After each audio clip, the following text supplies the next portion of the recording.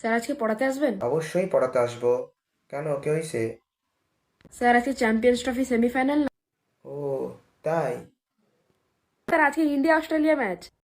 কি, ইন্ডিয়া অস্ট্রেলিয়ার ম্যাচ? আসি, তাও তাও আসি। স্যার আপনি চুপ করুন তো।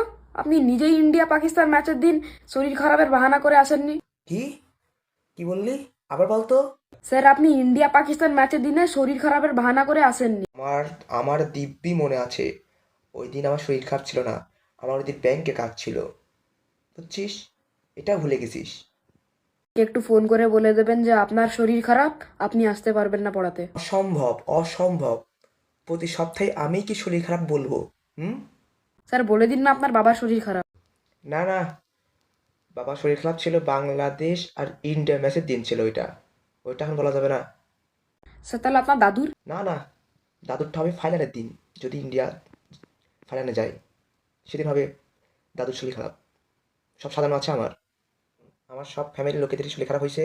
এখন তুই শরীর খারাপ কর, বুঝছিস? কি করে শরীর খারাপ বলবো, পারবো না তো। মানুষের যদি ইচ্ছা শক্তি থাকে না, তাহলে তাকে শরীর খারাপ থেকে কেউ আটকাতে পারে না, বুঝছিস? মিথ্যা কথা বুঝে বলতে পারিস না। সত্যি বা তুই যথেষ্ট হয়েছিস একেবারে। কিছুই পারিস না। স্যার আমি বললে বাবা মা বিশ্বাস করবে না, ধরা পড়ে যাবো। শোন, তুই একটা কাজ কর। খেলার আগে চলে আসিস, চলে আসে আমার বাসায়, বুঝছিস? আমি আর তুই একসাথে খেলা দেখবো।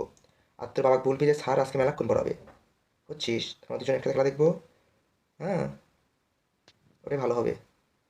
বলবি যে, বাবা বলবি যে স্যার 3 ঘন্টা পড়াবে আজকে। আমার বাসায় যে পড়তে আসবি, 3 ঘন্টা যে পড়বি, বাবা মা সন্দেহ করবে না তো? না স্যার, আপনার বাড়িতে গেলে কেউ কোনো সন্দেহ করবে না, একদম শিওর হয়ে যাবে। হ্যাঁ, ঠিক আছে, বুঝলাম। শোন, এখন থেকে যা করবো দুইজনে একসাথে পরিকল্পনা করে কাজ করতে হবে, বুঝছিস? হুম, হুম। ঠিক আছে, চলে আসিস। রাখ।